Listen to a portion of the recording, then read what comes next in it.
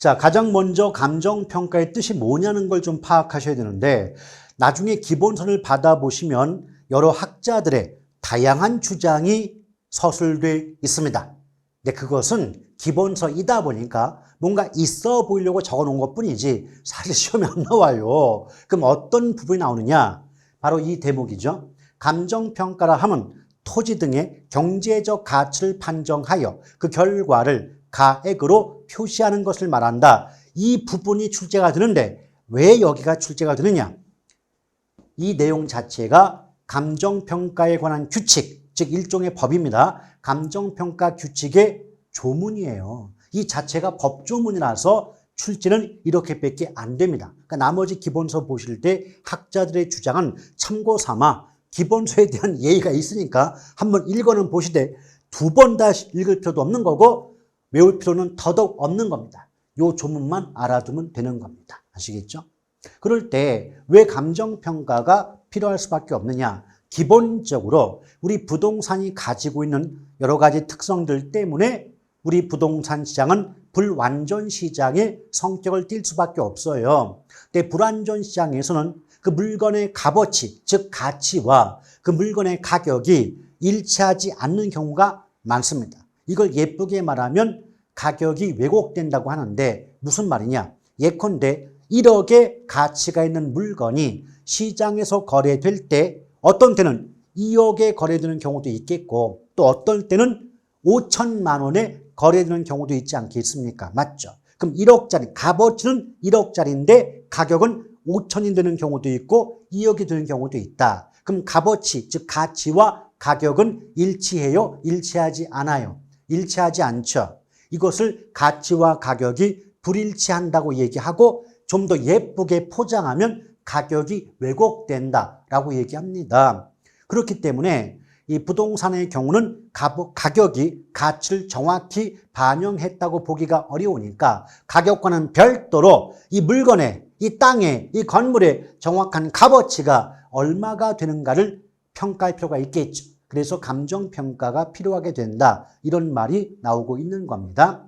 또한 나중에 배우시겠지만 가치 형성 요인이라는 것이 있어요. 그러니까 부동산 가치 형성의 기초가 되는, 토대가 되는 여러 가지 요인들을 묶어서 가치 형성 요인이라고 얘기하는데 이 가치 형성 요인이 워낙 다양하고 복잡하다 보니까 일반인들은 그 복잡하고 다양한 가치 형성 요인을 모두 고려하여 정확한 가치를 평가하기가 어렵습니다. 그래서 감정평가사라는 전문가에 의한 감정평가가 요구된다, 필요하게 된다 이렇게 말이 나오게 되는 거고요. 또한 세 번째는 부동산은 사회 공공성이 강하다 보니까 감정평가가 필요하게 됩니다. 그럼 사회 공공성이 강하다 그 말이 뭐냐면 부동산은 어떤 땅이나 건물은 개인의 사적인 재산이기 전에 사회 전체에 미치는 영향력이 큰 재화 아니냐, 큰 물건 아니겠느냐. 그러니 정확하게 가치를 평가해 둘 필요가 있지 않겠느냐. 이런 관점에서 감정평가가 필요하게 된다라고 볼 수가 있는 거고요. 자, 나머지 것들은 참고 삼아 읽어보시면 되겠고, 그럴 때 감정평가의 기능은 크게 정책적 기능과 경제적 기능 두 가지 구분되지만 이것은 나중에 공부할 때도요. 시험과는 거리가 좀 먼 파트이다 보니까 참고 삼아 알아는 두시고 읽어는 보시되 굳이 달달달달 외우실 필요까지는 없는 부분이라고 보시면 됩니다. 아시겠죠? 그러면서 이제 가격이론 나옵니다. 가볍게 가치와 가격의 의미 상호 관계가 나오는데 일단 가치의 뜻이 뭐냐? 가치란 부동산을 보유함으로써 장래에 미래에 얻게 될 편익, 편리와 이익인데 편익이 좀 어려우신 분들은 그냥 이익이라고 이해하시면 됩니다. 그럼 부동산을 보유함으로써 얻게 될 장래의 이익을 무슨 가치로? 현재 가치로 환원, 만든 값을 가치라고 얘기를 합니다. 그렇기 때문에 가치는 장래의 편익을, 장래 이익을 현재 가치로 만든 값이니까 성격상 현재 값이라고 이해하시면 됩니다. 자, 가치는 무슨 값이다? 현재 값이다. 현재 값. 그런데 이에 비해서 가격은요, 매수자와 매도자, 사는 쪽과 파는 쪽이 모여서 실제 거래가 이루어질 당시에 실제로 지불된 금액을 우린 뭐라 그래요? 가격이라고 얘기합니다. 그럼 매도자, 자, 매도자와 매수자가 있겠죠? 자, 매도자가 누구죠? 매도자는 누구죠? 파는 쪽이고 매수자는 사는 쪽이죠. 이때 예쁘게 파는 쪽과 사는 쪽을 묶어가지고 거래 당사자 이렇게 말할 수도 있는 거죠. 자, 거래 당사자 사이에서 실제로 지불된 금액이 가격이에요. 예를 들면 여기 A라는 상가가 있다. 이 상가의 거래 과정 속에서 매수자가 매도자한테 2억을 대가로 지불했다. 그럼 2억이 실제로 지불된 금액으로서 뭐가 된다? 가격이 된다. 오케이? 근데 여러분 잘 생각해 봐요. 거래 당사자 간에 지불된 금액이에요. 그럼 지불된 이 말의 뜻은 앞으로 지불할 거란 뜻입니까? 이미 지불이 완료가 됐다는 얘기입니까? 이미 지불이 완료가 된 거 맞죠? 이미 완료가 됐으니까 시점상 과거입니까? 현재입니까? 미래입니까? 과거입니다. 그래서 성격이 뭐다? 과거의 값이다. 일단 끊으면요. 묶었을 때 가치는 성격상 현재의 값이고 가격은 성격상 과거의 값이다 라고 이해할 수 있겠죠. 그런데 과거 기출문제에서 이렇게 낸 적이 있습니다. 가치는 미래의 값이고 가격은 현재의 값이다 라고 쓰는 바람에 틀렸던 기출문제도 존재합니다. 어디가 틀렸죠? 그렇죠. 가치는 미래의 값이 아니라 현재의 값이고 가격은 현재의 값이 아니라 과거의 값이죠. 이 점을 유념할 필요가 있는 것이고요. 더불어 가치는 가격의 기초가 된다. 그 말이 뭐냐면요. 어떤 물건의 값어치, 자, 어떤 물건의 값어치를 가치라고 하겠죠. 그럼 그 가치를 화폐액으로, 돈으로, 화폐액으로 표시한 값이 가격이에요, 가격. 그러면 그 어떤 물건의 가격의 기초가 된다는 건 바탕이 된다, 토대가 된다는 말과 같은 거죠. 그럼 가격의 기초는 뭐가 있죠? 가치가 되는 거죠. 다시 한번 어떤 물건의 값어치를 화폐액으로 표시한 값이 가격이다. 그럼 가격의 기초는, 가격의 바탕은 가치가 되는 게 아니겠습니까? 맞죠? 그래서 가치는 가격의 기초가 된다. 따라서 어떤 물건의 가치가 오르잖아요. 그럼 그 물건의 값어치를 화폐액으로 표시한 값인 가격도 오를 거예요. 뒤집어서 그 물건의 값어치가 내려가면 가격도 내려가겠죠. 그럼 화살표를 잘 보시면 가치가 상승하면 가격도 오르고 가치가 하락하면 가격도 내려가니까 같은 방향이죠. 그래서 가치와 가격은 비례 관계에 있다라고 얘기합니다. 한 가지 조심할 건 이 문장 속에서 가치와 가격의 위치를 바꾸면, 위치가 바뀌어지면 틀릴 수밖에 없다는 거죠. 가치가 변동함으로써 가격이 바뀌는 거지, 가격이 변동한다고 해서 가치가 바뀐다고 하면 안 되는 겁니다. 아시겠죠? 다시 한번, 가치가 올라서 가격이 오른다, 이 말은 맞지만 가격이 올라서 가치가 오른다, 이렇게 말하면 틀리는 겁니다. 아시겠죠? 위치 조심하셔야 돼요. 그렇게 출제한 경우도 있으니까요. 그래서 어떤 말 나오죠? 자, 가격이 상승한다고 하여 가치가 상승한다는 것은 이론적으로 옳지 않다. 이것도 기출지문 그대로입니다. 자, 그러면서 5번에 보니까 가치와 가격은 일시적, 단기적으로 괴리, 일치하지 않아요. 이걸 다른 말로 아까 얘기했죠. 가치와 가격이 일치하지 않는 현상을 가격이 왜곡된다고 한다고 했던 거. 근데 이제는 시장론이 됐건 감평론이 됐건 가격의 왜곡 나오지 않습니까? 가격의 왜곡은 어느 파트를 불문하고 무조건 단기에 발생하는 것. 단기의 가격 왜곡이죠. 장기에는 가치와 가격이 일치하게 됩니다. 자, 다시 한번 가치와 가격이 일치하지 않는 게 가격의 왜곡인 거 이해되셨죠? 근데 그 가격의 왜곡은 무조건 단기에 발생하는 겁니다. 따라서 가격의 왜곡이 장기라는 단어와 결합되어 있다면 그 문장은 무조건 틀릴 수밖에 없다. 아시겠죠? 어디까지나 가치와 가격이 불일치하는 왜곡 현상은 단기에 발생하지 장기적으로는 소멸합니다. 장기적으로 소멸한다. 이 말이 뭐다? 장기적으로는 가격과 가치가 일치한다는 말과 같은 거죠. 또 가치라고 하는 것은 주관적이고 추상적 개념이다 보니까 주어진 점에서 다양하게 존재한다. 이걸 다르게 바꾸면 여러 개가 존재한다. 여러 개가. 근데 그에 비해서 가격은 객관적이고 구체적 개념이다 보니까 주어진 점에서 하나만 존재한다는 거죠. 그래서 묶으면 가치는 주관적, 추상적 여러 개. 가격은 객관적, 구체적 하나만. 이렇게 구분해서 기억하면 되겠네요. 예상하시는 것처럼 과거 기출문제에서는 이렇게 바꿔서 어떻게 바꿉니까? 막 집어넣는 거죠. 예컨대 가치는 주관적으로 써놓고 하나만, 가격은 써놓고 여러 개가. 그러니까 가치는 여러 개인데 하나만, 가격은 하나만 나와야 되는데 여러 개가. 이렇게 말을 바꿈으로써 틀리게 만들고 있다는 얘기입니다. 아시겠죠? 근데 결국은 뭐예요? 정확하게 개념 구분하면 틀릴 이유가 하나도 없는 문제들이에요. 그렇잖아요. 왜? 그래, 가격은 객관적, 구체적이니까 하나만 존재.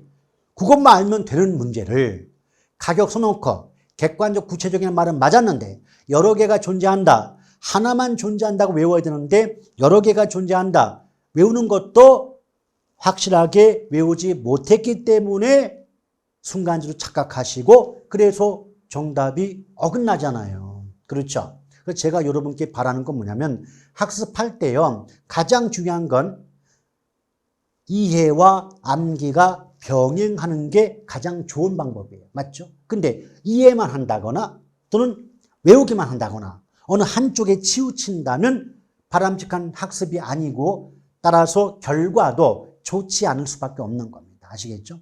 더불어 무조건 단순 암기식, 예컨대 암기법 되게 많거든요. 그럼 그런 다양한 암기법을 통해서 암기식 위주로 학습한다. 이제는 안 돼요.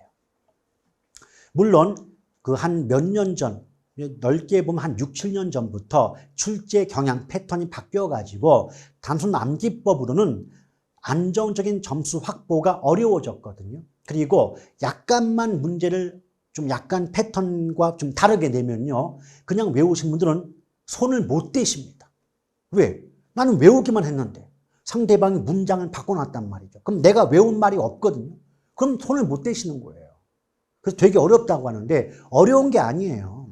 똑같은 말인데 말만 바꿔놓은 거란 말이죠. 그렇죠? 근데 여러분 그런데 이제 지금 부동산 공인중개사 시험 정책이 어떻게 바뀌었습니까? 상대평가는 아니죠. 절대평가 유지합니다. 그러나 최종 합격자 수를 줄이겠다라고 했어요. 그 말은 결국 뭐예요? 난이도 높이겠다는 얘기 아닙니까? 그럼 난이도가 높아지게 된다면 당연히 어떤 암기법을 이용한 암기학습법 이거 이제 더 이상 먹히지 않는다는 거예요. 더불어 물론 암기법을 위주로 했을 때 맞추는 문제 있어요. 있습니다. 그런 문제가 없을 수가 없어요. 그런데 그 문제를 맞췄다고 한들 내가 맞는 그 문제는 누구도 맞추는 문제가 된 거예요. 그리고 그 문제만 맞춰가지고는 합격점 얻을 수가 없는 상황이 된 거예요, 이제는. 그러니까 어떻습니까? 그냥 쉽고 재밌는 수업 안 돼, 이제는. 이해는 쉽게 하는 게 좋겠지만 어렵게 나오는 문장까지도 익혀놓지 않는다면 답은 구하기가 어렵게 된다는 겁니다. 그 점 꼭 유념하시길 바랍니다. 공부는 공부하는 만큼 결과가 나오게 돼 있어요, 여러분. 아시겠죠? 자, 그래서 또한 과거 기출 지문에 뭐가 있었냐면 가격의 전문가는 공인중개사며 가치의 전문가는 감정평가사다 하는 말이 나왔는데 이것도 앞뒤를 바꿔가지고 가격의 전문가는 감정평가사며 가치의 전문가는 공인중개사다라고 해서 틀렸던 문제도 있어요. 참 낼 문장이 그렇게 없습니까? 어떻게 이런 식으로 문제를 내냐고요. 근데 웃긴 건 그런 문제조차도 단순하게 어설프게 외우신 분들은 못 맞춰. 왜냐하면 현장 갔을 때 지금의 정상적인 컨디션이라면 맞출 수 있는 문제조차도 현장 가보세요. 얼마나 긴장이 되고 떨립니까? 그러니까 눈에 뵈는 게 없어. 뭔가 씌어가지고 이게 뭐였지? 왜 기억이 안 나지? 이렇게 당혹감을 느끼다가 제 실력 발휘가 안 되거든요. 아시겠죠? 그런 점 때문에 그냥 외우시는 분들은 가장 큰 문제가 그런 것들이에요. 약간 당황하면 풀 수가 없다는 거죠. 자, 가격 이론 가볍게 살펴봤고 가치와 가격의 관계. 그런 다음에 또 이제 지역 분석과 개별 분석이 나오죠. 여러분, 지역 분석과 개별 분석은요, 양쪽을 비교하는 문제가 자주 출제가 되고 있죠. 34회 문제에서도 출제가 됐죠. 그런데 출제는 자주 출제가 되는데 수준은 낮아요.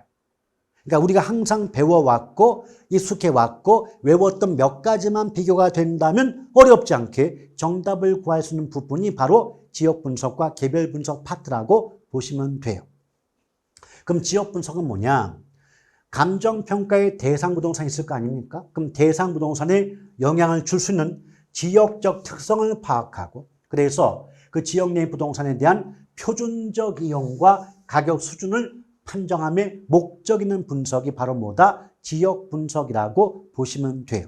이게 뭐냐면 표준적 이용이 뭐냐면 예컨대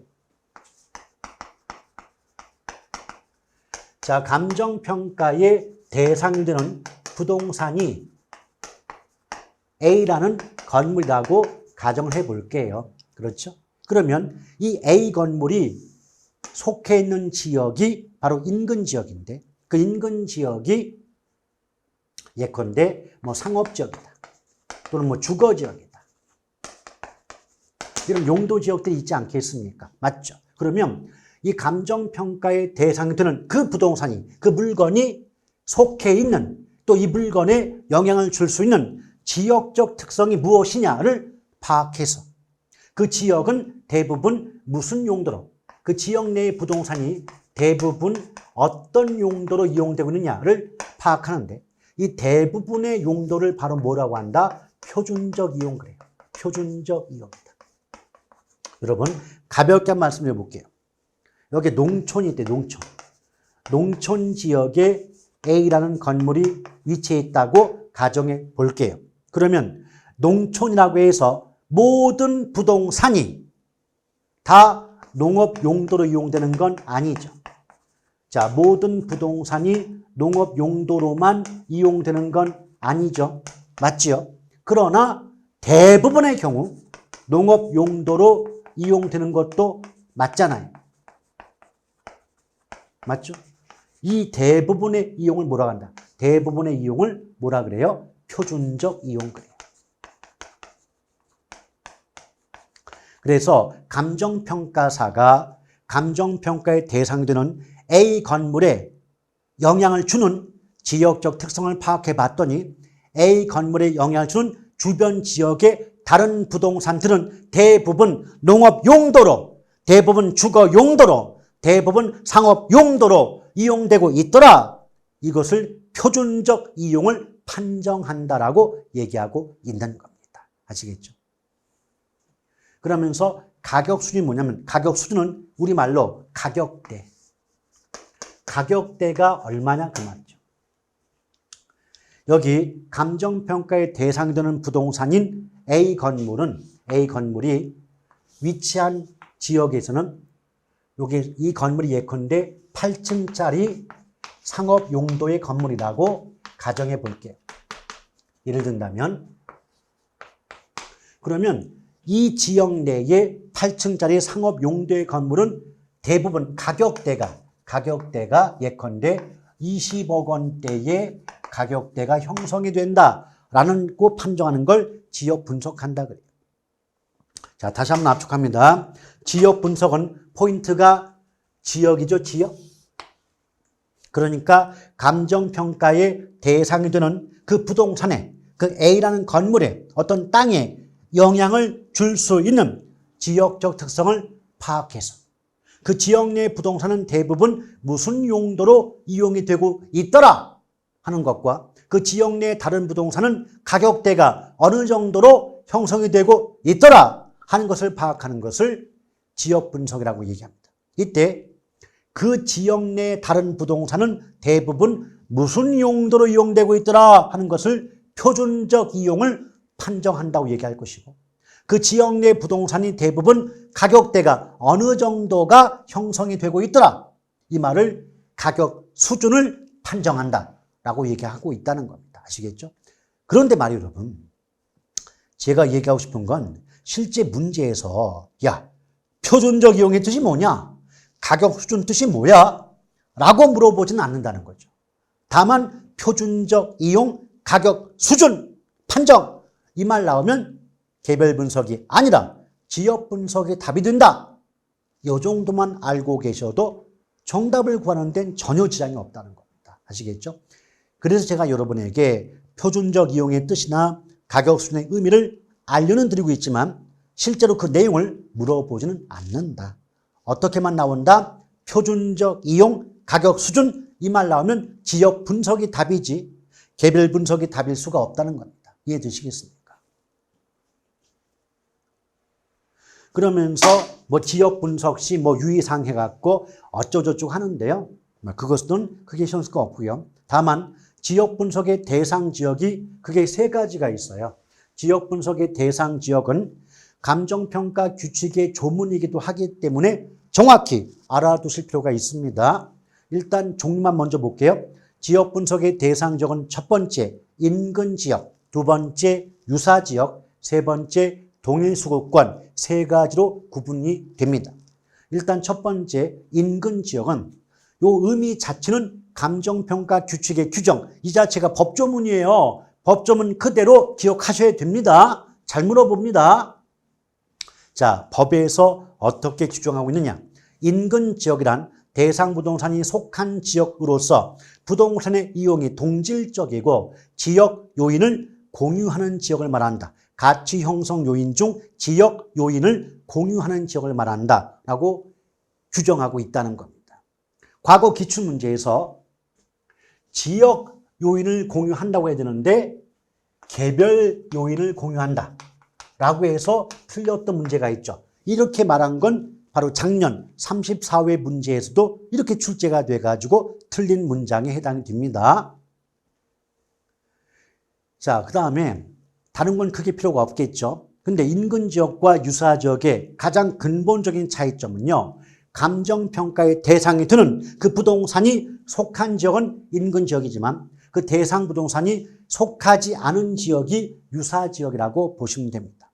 그래서 유사하다는 건 비슷하다는 의미가 되겠죠. 맞죠? 그래서 대상 부동산이 속해 있지 않은 지역으로서 그 지역적 특성이 인근 지역과 유사한 지역을 우리 뭐라 그래요? 유사 지역이라고 보시면 됩니다. 근본적 차이점, 인근 지역은 감정평가의 대상이 되는 그 부동산이 속한 지역이 인근 지역인 것이고 대상 부동산이 속해 있지 않은 지역이 유사 지역이라고 보시면 됩니다.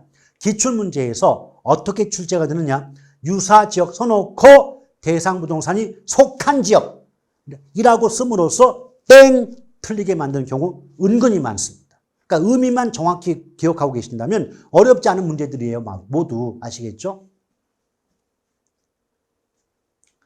자, 그러면서 동일수급권 나오는데 동일수급권은 지금 앞에서 보셨던 인근 지역과 유사 지역을 모두 포함하는 지역이 동일수급권이라고 보시면 됩니다. 그래서 요 의미도 감정평가 규칙의 규정이에요. 법조문이에요. 읽어볼게요. 동일수급권이란 대상 부동산과 대체 경쟁 관계가 성립하고 가치 형성에 영향을 미치는 관계에는 다른 부동산이 존재하는 권역을 말하며 인근 지역과 유사 지역을 포함한다라고 법에서 이렇게 규정하고 있다는 거죠.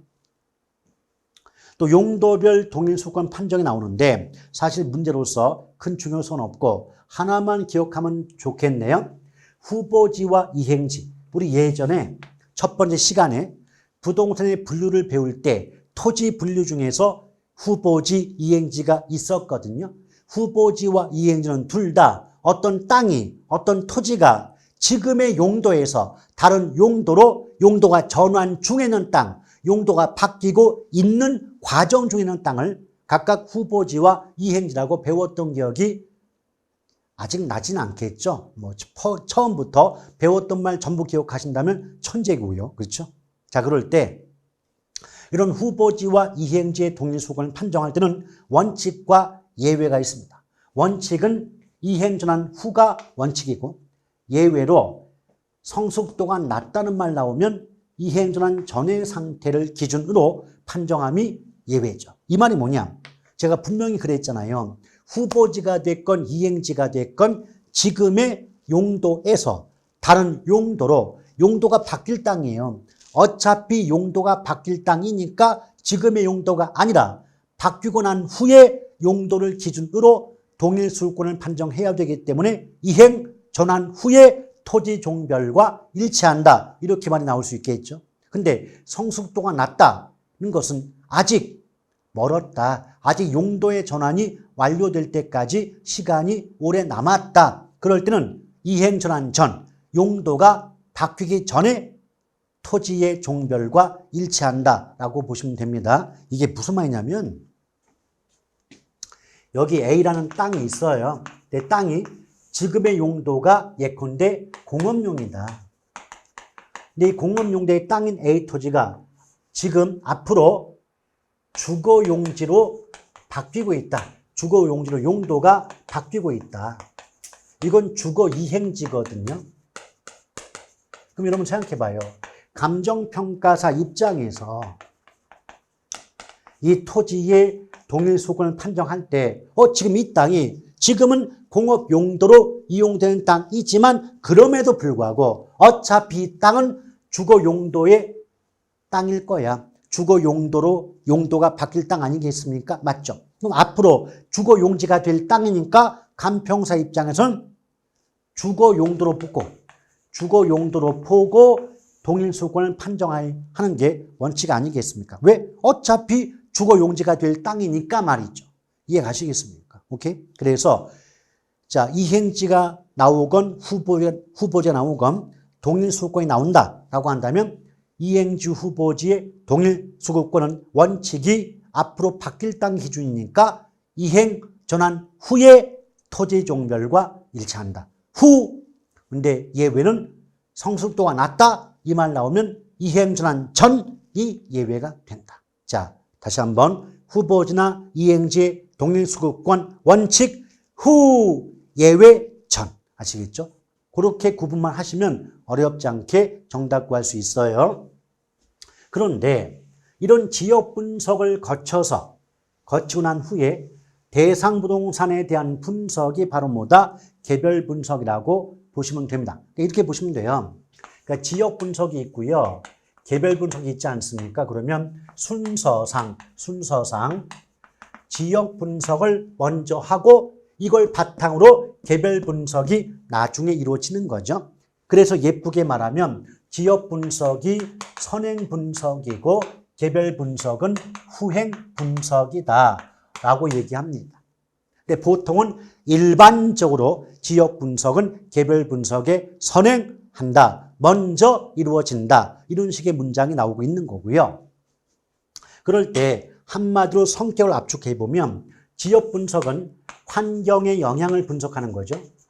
감정평가의 대상 부동산에 있다고 할 때 그 대상 부동산 값어치에 미치는 환경의 영향을 분석하는 게 지역 분석이라면 그 대상 부동산 내부에 대한 분석이 바로 개별 분석이라고 이해하시면 됩니다. 더 압축하면요. 환경 분석이 지역 분석, 그 물건 분석이 개별 분석이라고 보시면 됩니다.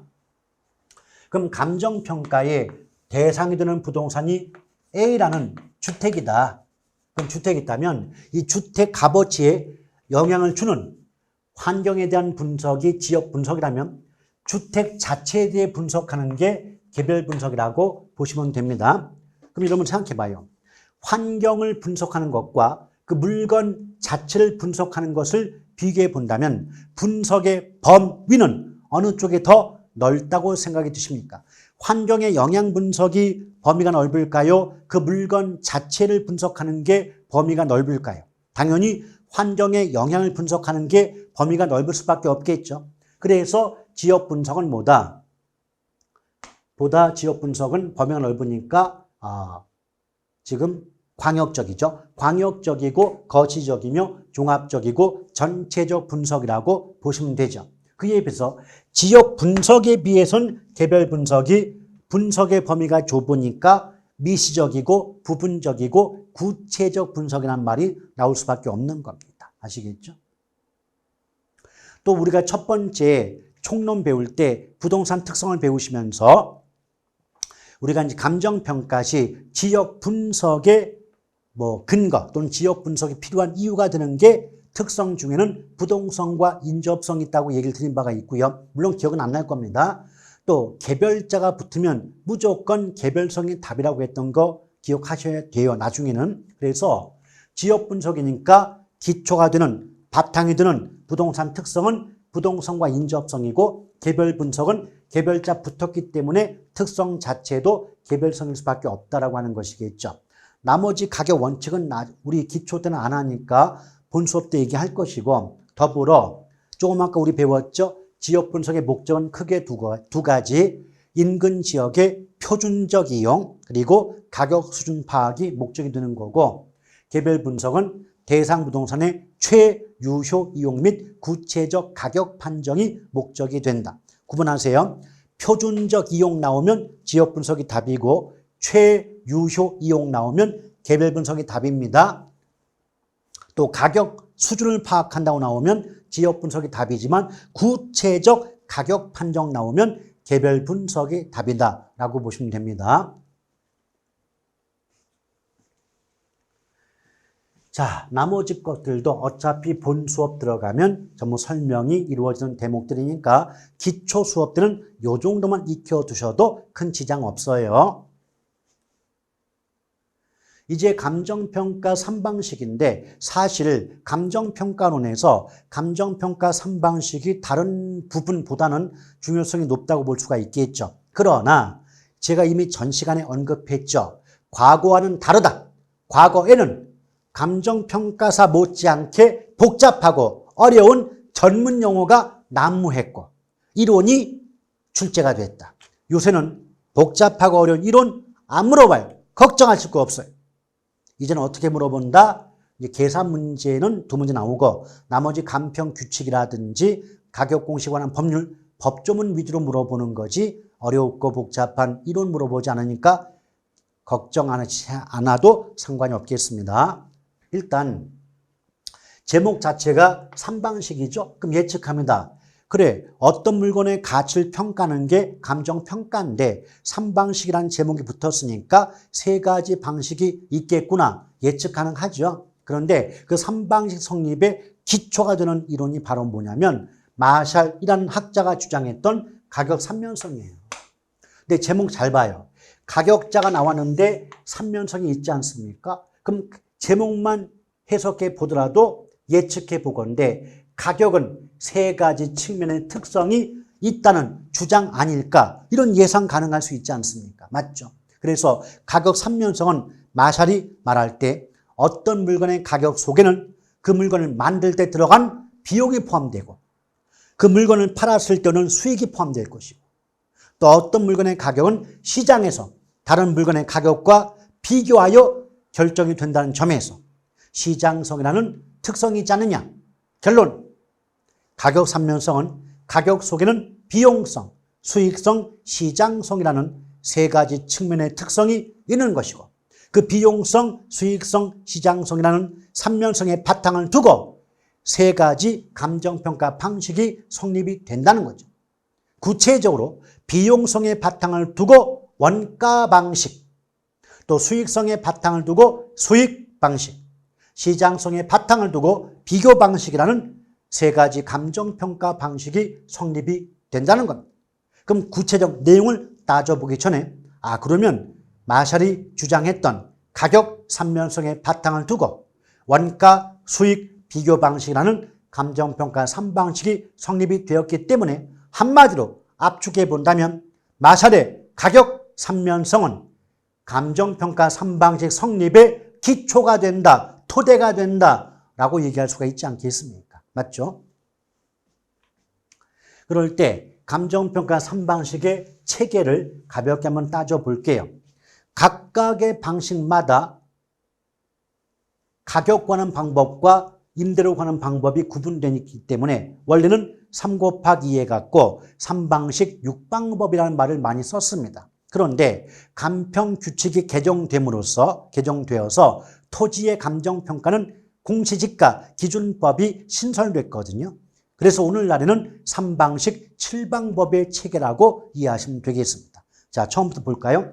앞에서 언급했지만 가격 3면성, 비용성, 시장성, 수익성의 세 가지 측면의 특성이 있다는 건 이해가 되셨을 것 같고, 이때 비용성의 바탕을 두고 원가 방식, 시장성의 바탕을 두고 비교 방식, 수익성의 바탕을 두고 수익 방식이라는 감정평가 3방식이 성립이 됩니다. 또한 각각의 방식마다 가격, 이게 가격인데 그 감정평가 규칙에는 가격이라고 안 써 있고 가액 그러거든요. 그래서 정확한 말은 가액이라고 표시하는 게 정확하겠지만 뭐 현실적으로 가격이라고 얘기해도 문제는 없어요. 그러면 각각의 방식마다 원칙적으로 가격 관한 방법과 임대료 관한 방법 나눠지기 때문에 원가 방식도 가격 관한 방법, 임대료 관한 방법, 비교 방식도 원래는 가격 구하는 방법과 임대료 관한 방법이 나누어졌는데 감평규칙 개정됨으로써 토지의 감정평가는 원칙적으로 공시지가 기준법을 평가합니다. 그래서 7방법이 된 거죠. 또 수익 방식도 가격 관한 방법, 임대료 관한 방법이 구분이 됩니다. 그럼 첫 번째, 각각의 방식별로 가격과 임대료를 관한 방법의 명칭부터 정확히 알아둘 필요가 있는 거죠. 자, 일단 원가 방식에서 가격 관한 방법은 원가법이고요. 원가 방식에서 임대료 관한 방법은 적산법이죠. 또 비교 방식에서 가격 관한 방법은 거래사례 비교법, 임대료 관한 방법은 임대사례 비교법입니다. 이미 앞서 언급했지만 토지자가 나오면 무조건 정답은 공시지가 기준법이죠. 이 부분도 예외가 있지만 지금은 기초 단계니까 일단 그렇게 기억해도 전혀 상관은 없을 것 같고요. 자, 수익 방식에서 가격 관한 방법, 수익 관한법, 임대료 관한 방법, 수익 분석법입니다. 그 다음에 시산가액 나왔는데 일단 시산자가 붙었다. 시산자가 붙었다는 건 감정평가 3방식으로 구한 값. 3방식으로 구한 값을 시산자를 붙여주는 거죠. 그러니까 그 값이 가격이면 시산가액 그러는 거고 임대료라고 한다면 시산임대료 또는 줄여서 시산임료라고 얘기합니다. 첫 번째 조심할 것은 시산자가 붙었다는 것은 최종적인 평가액은 아니라는 뜻이죠. 자, 시산가액은 또는 시산가격은 원가 비교 수익이라는 3방식으로 구한 값일 뿐이지 아직 최종적인 평가액으로 확정된 값은 아닌 겁니다. 아시겠죠? 그래서 시산자가 붙었는데 최종적인 평가액이다 라고 하면 무조건 그 말은 틀린다. 이 점을 함께 기억할 필요가 있는 거죠. 자, 그러면서 시산가액과 임대료의 명칭도 알아두셔야 됩니다. 자, 원가법으로 구한 값, 적산가액, 적산법으로 구한 값, 적산임료. 자, 거래사례비교법, 비준가액, 임대사례비교법, 비준임료. 그다음 수익환원법, 수익가액, 수익분석법, 수익임료. 그러니까 이게 처음에 볼 때요. 3방식까지는 어렵지가 않았는데 3방식별로 가격 관한 방법과 임대료 관한 방법의 명칭부터 동공의 지진이 발생합니다. 그러다가 시산가액의 명칭까지 들어가면 이런 된장, 이걸 언제 다 외워? 라는 생각이 드실 수밖에 없는데 그러나 걱정하지 마세요. 여러분, 구구단 언제 외우는지 기억 안 나시죠? 어느 순간 외워졌잖아요. 똑같아요. 계속 반복하고 읽고 쓰고 말씀하다 보면 어느 순간에 나도 모르게 외워져 있습니다. 걱정하실 필요가 없습니다. 그런데 한 가지 요령이 있다면 잘 보세요. 일단 원가 방식 나오죠. 원가 방식. 원가 방식 나오면 제목 속에 원가나 적산자가 붙죠. 원가나 적산자가 붙으면 일단은 원가 방식이겠구나 라고 생각하시고 또 비교 방식은 제목 속에 비교나 비준자 나오죠. 비교나 비준. 묶으면 비비크림. 비교의 비, 비준의 비, 비비크림. 자, 비교법, 비교 또 비비준, 비교, 비준. 이 말 나오면 비교 방식이 답이죠. 오빠, 저 쌩얼이에요. 부끄러워요. 비비는 다 바르고 와서 어디서 쌩얼이라고 얘기를 합니까? 아니죠. 양심을 속이시면 안 되는 거예요. 비비크림. 수익 방식이 가장 간단해요. 모든 명칭 속에 수익자가 붙어요. 그렇죠? 다시 한번 압축합니다. 명칭 제목 속에 원가나 적산자 붙었다. 원가 방식. 명칭 제목 속에 비교나 비준자 붙어있다. 비교 방식. 명칭 제목 속에 수익자 나왔다. 수익 방식에 해당이 됩니다. 아시겠죠? 자, 그런 요령을 가지고 계속 반복해서 써보고 읽어보시고 말씀해 보시다 보면 어느 순간에 방법의 종류 명칭 전부 외워져 있으니까 걱정하실 필요 없습니다. 그 다음에 이제 아래에 보니까 시산가액 나왔죠? 근데 시산가액은 이미 앞에서 언급해 드렸습니다. 감정평가 3방식으로 구한 값이 시산가격이고 아직 최종적인 평가액으로 확정되지 않았다. 그래서 시산가액이 나왔는데 최종적인 평가액이다 라고 말하면 무조건 틀립니다. 그런데 이 시산가액 관련해 갖고 또다시 마샬이 무슨 말을 했느냐. 감정평가 3방식의 등가성 이론을 주장했죠. 등가가 뭐죠? 같은 값이 나온다. 같은 값이다. 무슨 말인가 하면 마샬은 이런 말을 한 거예요. 3방식의 등가성 또는 3면 등가성 이론 그랬는데 마샬이 말하기를 원가 방식, 수익 방식, 비교 방식으로 구한 값, 즉 시산가액은 등가, 모두 같은 값을 갖는다라는 주장을 펼친 거예요. 이게 3면 등가성 또는 3방식의 등가성 이론이거든요.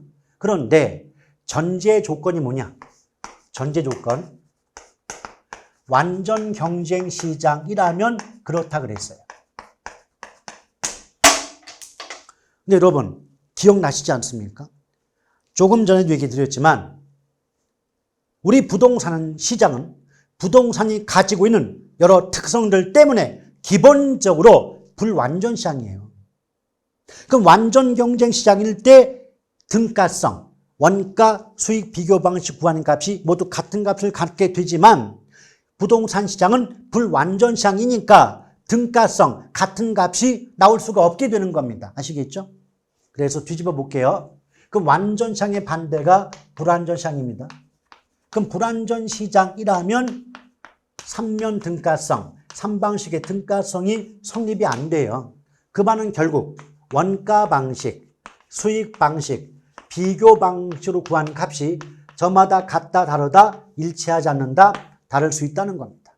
그렇죠? 그럼 시산가액이 즉 원가 방식, 수익 방식, 비교 방식으로 구한 값인 시산가액이 저마다 다르다 라고 할 때 여러분이 감정평가사 입장이라면 각각의 방식별로 다른 가격을 그대로 내버려 두려고 하겠습니까? 아니면 어떤 과정을 거쳐서 과정을 통해서 조정해서 최종적인 평가액을 구하려고 하겠습니까? 후자 쪽이죠. 그래서 서로 일치하지 않는 시산가액을 조정해서 최종적인 평가액을 구하는 과정을 시산가액의 조정이라는 말을 쓰는 거죠. 시산가액의 조정. 그래서 시산가액을 조정한다는 건 첫 번째, 각각의 방식별로 구한 값이 일치하지 않기 때문에 같은 값이 나오지 않기 때문에 조정한다는 의미를 담고 있는 것이고 시산가액 조정의 방법은 크게 두 가지가 있지만 기초 수업이다 보니까 그 구체적인 조정 방법에 대해서는 기본 이론 수업 시간 때 알려드리고자 합니다. 아시겠죠? 그래서 만약에 우리 부동산 시장이 완전 경쟁 시장이라면 시산가액이 일치하니까 같은 값을 갖게 되니까 조정은 필요가 없게 됩니다. 그러나 부동산 시장이 불안전 시장이다 보니까 시산가액이 등가성, 즉 같은 값을 갖지 못하게 되기 때문에 조정 작업이 요구된다, 필요하게 된다라고 이해하시면 됩니다. 아시겠죠? 자, 구체적인 3방식에 대한 내용 설명은 다음 시간으로 이어가도록 하겠습니다.